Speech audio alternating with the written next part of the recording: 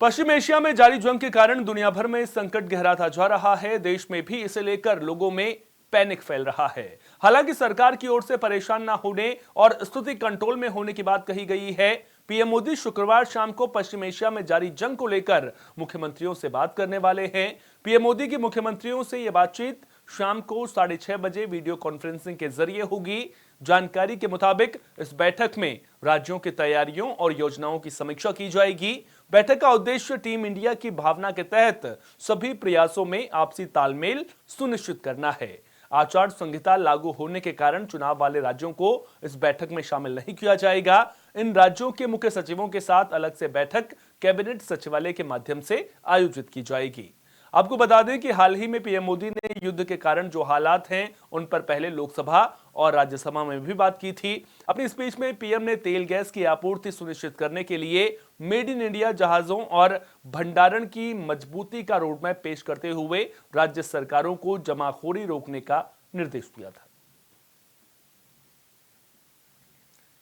ज्यादा जानकारी के साथ हमारे consulting editor Govind Thakur ji phone line पर हमारे साथ में जुड़ गए हैं। गोविंद जी, अब कल जो बैठक होने वाली है प्रधानमंत्री के राज्यों के मुख्यमंत्रियों के साथ में, उस पर सभी की नजरें टिकी हुई हैं और निश्चित तौर पर इस बैठक में जोर इसी बात पर दिया जाएगा कि टीम इंडिया की भावना के तहत कैसे मिलजुल कर इस संकट का सामना करना है।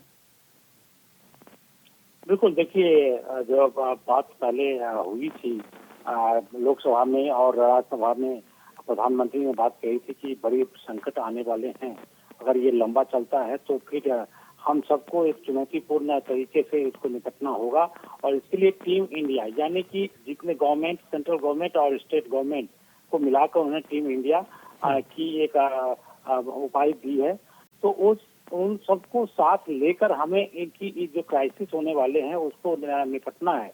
तो देखिए, कल 6:30 बजे शाम को एक वीडियो कॉन्फ्रेंसिंग के जरिए सभी मुख्यमंत्रियों को जोड़ा जा रहा है और उसमें उनकी जो रणनीति है उसको एक तरह से साझा किया जाएगा और तमाम जो मुख्यमंत्री सारे स्टेट के हैं उनकी भी तैयारियों को भी लिया जाएगा और साथ साथ में उनको निर्देश दिए जाएंगे कि आगे हमें किस तरीके से चलना है।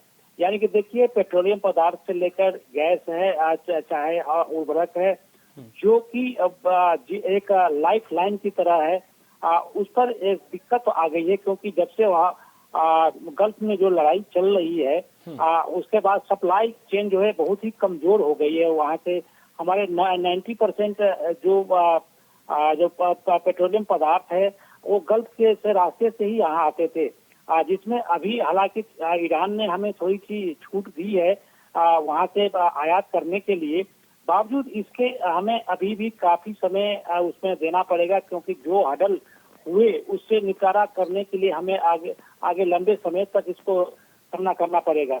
ये सारी बातें हैं जिसको लेकर किस तरीके से हम इस जो तनावपूर्ण स्थिति है उससे कैसे निपटे, इसको लेकर तमाम मुख्यमंत्रियों से प्रधानमंत्री बात करेंगे और आगे की रणनीति तय करेंगे कि अगर हो सके, अगर तेल कम पड़ रहे हैं या गैस कम पड़ रहे हैं तो राशनिंग सिस्टम भी उसको अपनाया जा सकता है या फिर हर स्टेट की। गोविंद जी, जब मैं आपसे बातचीत कर रहा हूं इस बीच एक अच्छी खबर यह भी सामने आ रही है कि मंगलुरु में एक और जो एलपीजी का टैंकर है, एलपीजी से भरा हुआ जहाज है, वो स्टेट ऑफ हॉर्मुज को पार करके मंगलुरु पहुंच चुका है। यानी कि हॉर्मुज स्टेट के दरवाजे भी भारत के लिए, जो जिन 5 देशों के लिए ईरान ने खोले हैं उनमें भारत का भी नाम शामिल है। तो वहां से गैस सप्लाई आने का सिलसिला भी लगातार जारी है, लेकिन जिस मात्रा में खपत होती है शायद उस मात्रा में गैस नहीं पहुंच पा रही है, जिसकी वजह से इस तरह की स्थिति भारत में पैदा होती हुई भी नजर आ रही है।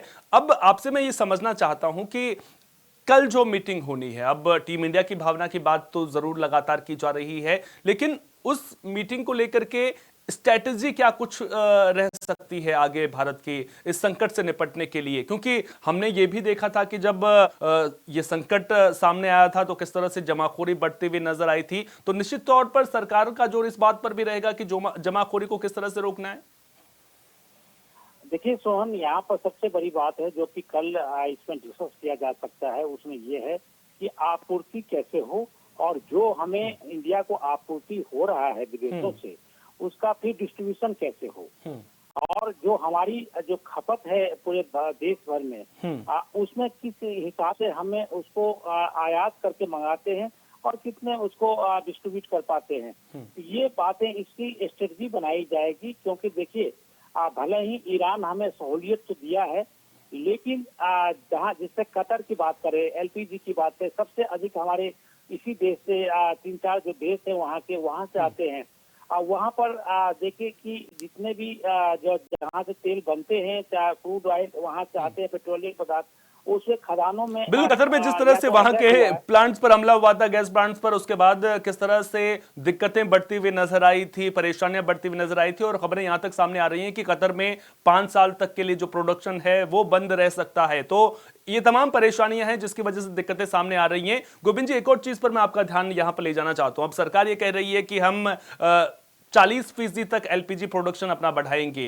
आत्मनिर्भरता की बात भी जरूर की जा रही है। निश्चित तौर पर जब भारत आत्मनिर्भर बनेगा, सबसे बड़ा रास्ता इस तरह के संकटों से निपटने के लिए यही है कि आत्मनिर्भरता पर ज्यादा जोर देना होगा, प्रोडक्शन बढ़ाना होगा। जो दूसरे देशों पर निर्भरता है वो कम करना बहुत जरूरी है। हाँ देखिए सोहन, ये लॉन्ग टर्म जो स्ट्रेटजी है जिससे कि हमें आत्मनिर्भरता होना है, और इसके लिए हमें तेल की जो कहाँ कहाँ है भारत में उसको खोज करना पड़ेगा। जहाँ जहाँ हमें तेल मिले हैं, पेट्रोलियम पदार्थ मिले हैं, उसकी हमें रिसर्च करके उसके वहाँ पर उत्पादन बढ़ाना है। तो ये लॉन्ग टर्म में एक स्ट्रेटजी है। अभी हमें इस क्राइसिस से बचने के लिए हमें जो आयात हम करवा पाते हैं उसको किस तरह से डिस्ट्रीब्यूट किया जाए और किस तरह से हालात को काबू किया जाए, और जो जमाखोरी हो रहे हैं, देखिए जी अभी सरकार की तरफ से बार बार कहा जा रहा है कि हमारे पास में पेट्रोलियम पदार्थ या तेल डीजल की कोई कमी नहीं है। हाँ, गैस में थोड़ी सी कमी है जिसे हम बहुत जल्दी ही निपट लेंगे। बावजूद इसके पूरे देश में अगर आप नजर दिखाएं तो अफरा तफरी की स्थिति बनी है। पेट्रोल जो पंप है उस पर देखें तो सैकड़ों की तादाद में लोग तेल भरवाने के लिए वहाँ पर अफरा तफरी कर रहे हैं। तो ये सारी बातें हैं, जनता को भी देखनी पड़ेगी, क्योंकि जिस तरह से सब कुछ रहते हुए भी आप इतना पैनिक ना हो जाए कि कल तेल मिलेगा ही नहीं, ऐसा नहीं है। क्योंकि अब धीरे धीरे हालात भले ही विश्व युद्ध की तरफ लोग कहते हैं दूसरे देश में कि होने वाले हैं, हो सकता है, लेकिन भारत की तरफ से देखा जाए तो हमें सिर्फ जो तेल है उसको मिलने में थोड़ी सी दिक्कत हो रही है, लेकिन हमें कोई भी देश हमें मना नहीं किया है। रसिया ने मना नहीं किया है, ना ही ईरान। अब तो हमें हार्मुज स्ट्रेट है उसको भी उसे भी लगभग भारत के लिए खोल दिया गया है। सिर्फ उनके जो दुश्मन देश हैं उसके लिए उन्होंने कहा कि हम उनको तेल करने के लिए हम रास्ता नहीं देंगे। लेकिन 5 जो देश हैं, चीन है, रसिया है, भारत है, पाकिस्तान है और इराक है, इस 5 देश को उन्होंने कहा कि आप जितना चाहे यहाँ से तेल ले जा सकते हैं।